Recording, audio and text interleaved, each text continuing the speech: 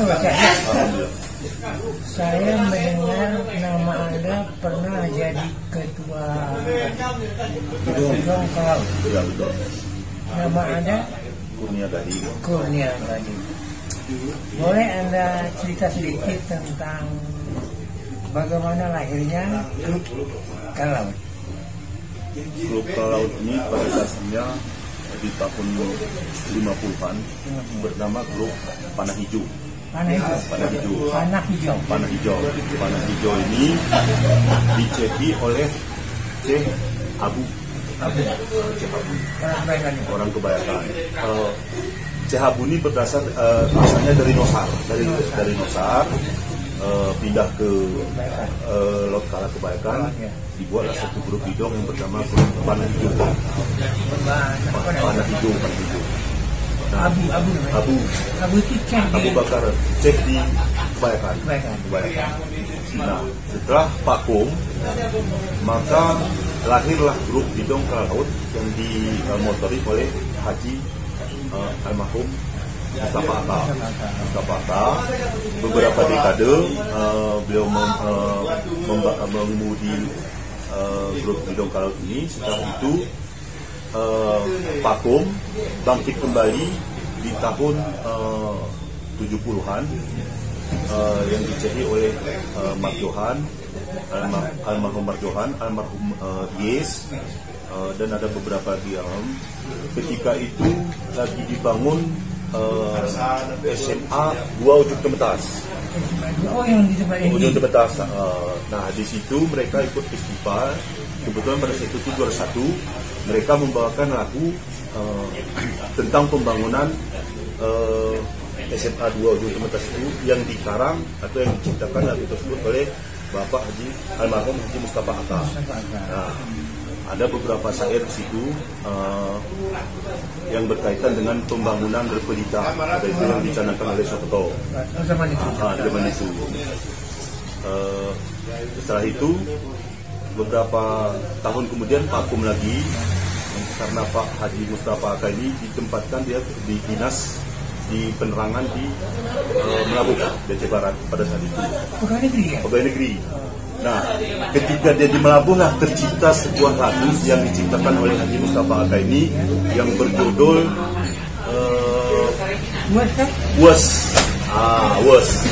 Was menceritakan kisah pribadinya bagaimana jauhnya dia dengan keluarga, dengan sanak saudara, dengan famili dari Kebayakan. Nah, itu tercipta lagu Was. Nah, bisa mendengarkan satu bait? Bisa. Was mokotna kukungun terpekor ngesampi gemur tanokin dia lauk mamur tempung ngadur korak lauk Al-Fatihah untuk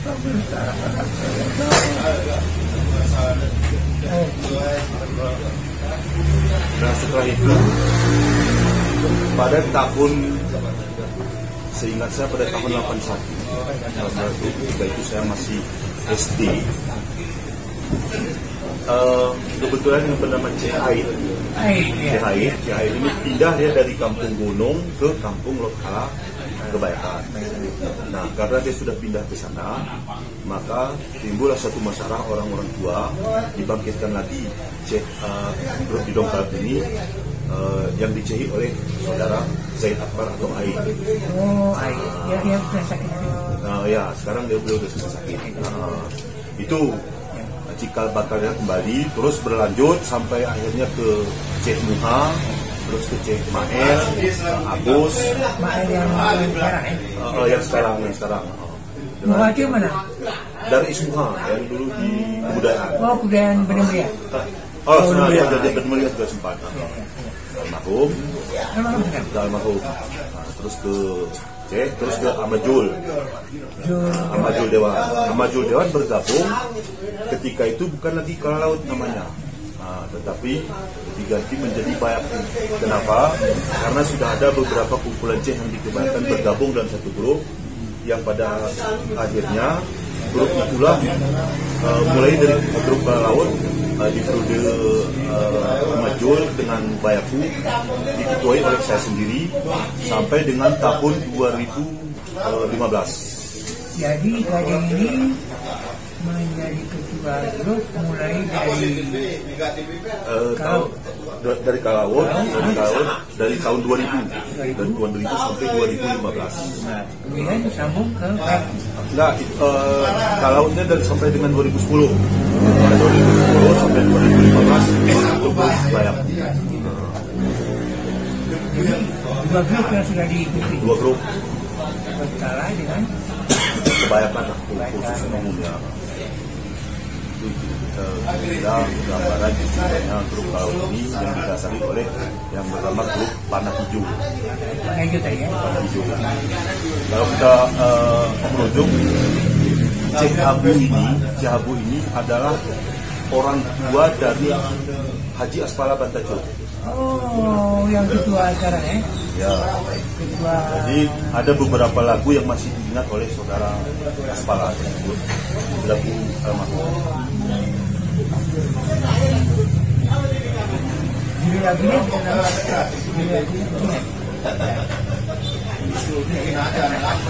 lama ya. Ini hubungannya Dewantara ikut mendirikan atau gimana? Kalau Dewantara saya. Jadi sampai di Bayakku ya? Sampai di Bayakku. Bayakku selesai. Bayakku selesai. Nah sampai sekarang inilah vakum grup, semua grup juga vakum. Kebetulan Ahmad Yu pun sekarang kan udah kondisinya udah kurang sehat. Jadi di antara cek-cek ini Gading mana yang ciptaannya fenomenal, ada nggak yang luar biasa gitu? Kalau di era 80-an yang paling fenomenal itu adalah lagu yang Utalu-Utalu. Itu rating sangat tinggi sekali. Musabaka, dan itu bercerita kisah nyata tentang kehidupan seorang Cek Agus Ra. Agus Ra ini ikut grup Kalawon Cek Kucak pada saat itu. Nah, ketika dia masuk ke grup itu Cek Kucak, Agus ini rating saya, masuk dia ke grup di dalam itu Cek Kucak. Disitulah almarhum Mustafa tadi menciptakan lagu yang berjudul Utalu-Utalu, menceritakan kisah Agus di dalam lagu tersebut. Agus ini kenapa dia tertarik? Karena temanya apa? Tema tentang kehidupan, memang kehidupan pribadi seorang Agus. Tidak kesampaian namanya? Sampai pesan-pesannya sampai semuanya, sampai semua. Dan Agusnya posisinya berapa sekarang ini, Mas? Masih ada di Rota dan tetap sebagai cek. Tetap sebagai cek. Ada ciptaannya? Tidak, aku sudah mempunyai ciptaan. Dia hanya khusus untuk mendendangkan lagu ciptaan dan orang lain. Jadi di dalam lagu Utalu-Utalu ini menceritakan kisah pribadi seorang Agus ini, yang bagaimana kehidupan Agus ini sejak kecil orang tuanya berpisah, maka dia tinggal dengan kakeknya. Karena kakeknya, mohon maaf, tidak bisa melihat dan kehidupannya di bawah garis kemiskinan. Nah, maka diciptakan lagu tersebut. Utalu-Utalu kan bahasa Indonesia kepanggil-panggil ya? Ya. Panggil dari tanah laut. Jadi ada satu syairnya di situ, di dalam lagu Utalu-Utalu, muridku lagu Tongar Manur, Husin Sangkut. Husin Sangkut itu artinya gini, seorang Agus ini kalau umpamanya makan siang, siapa yang panggil? Ini mangan rumahku nih. Di UPBC, rumahku mangan, selalu seperti itu. Dendangkan bisa gitu. Oke lah, bisa kan? Sedikit dendangkan. Ini Gading ini selain dari ketua, ternyata menguasai. Nah juga, saya juga. Cek nggak, nambah ada ikut sekali-sekali ada bomba. Sebagai ketua turunnya. Oke, satu lagu lagi dari Gading, karya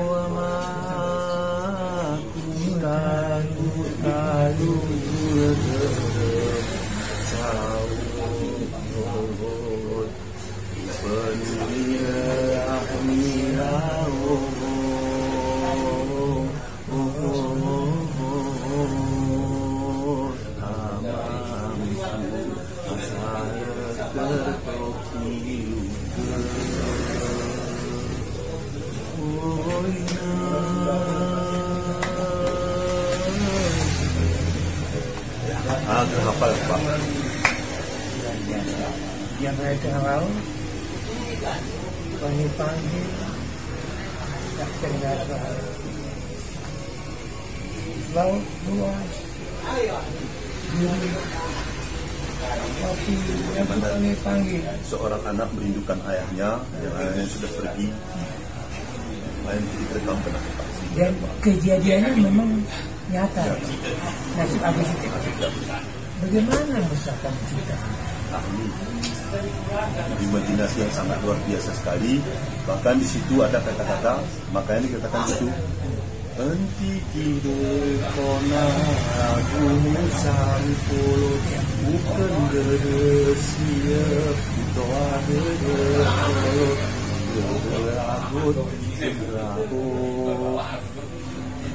Jadi ini gambaran untuk kita. Ada lagi di situ kata-katanya gah minimat ni kokin kalaut seperti mahalmut. Artinya pada saat itu memang hanya kalau dia yang membangkitkan seorang Agus ini. Grup itulah memang grup itu secara tidak langsung bukan hanya seni, tetapi di dalam grup kalau itu tersimpan moral. Salah satunya tentang kehidupan seorang Agus, yang kedua tentang kehidupan Cihai ketika sakit, bagaimana kami gotong royong waktu itu bidong, uang bidong itu istilahnya penemah langkah Pak. Penemah langkah itu sebagian dikumpulkan untuk pengobatan seorang ayah Zaid dan untuk belanja di rumah karena dia sudah tidak bisa lagi apa-apa pada saat itu. Jadi banyak. Sekarang sudah bisa. Udah bisa. Udah. Tapi memang tidak full 100% seperti dulu. Dulu kalau tidak penyakitnya kalau pantai itu bisa. Bukan, stroke. Akhirnya stroke waktu itu, kalau nggak salah saya ceritanya dia pergi bidong ke Medan, sampai ke Medan, mungkin tak bagaimana. Ketika bangun tidur, disitulah jatuh dari tempat tidur itu. Saya ingat ketika saya dengan Toek di Medan, Aik ini kami undang di Medan. Ya. Nama Toek itu. Saya ingat. Itu ceritanya tuh. Nah, saat itu nggak sakit ya? Ya, saat itu lah. Itulah teman-teman pertemuan kita yang singkat namun cukup punya sejarah penting dengan ketua dua grup Bidong sekaligus Saudara Gani. Terima kasih. Sama-sama.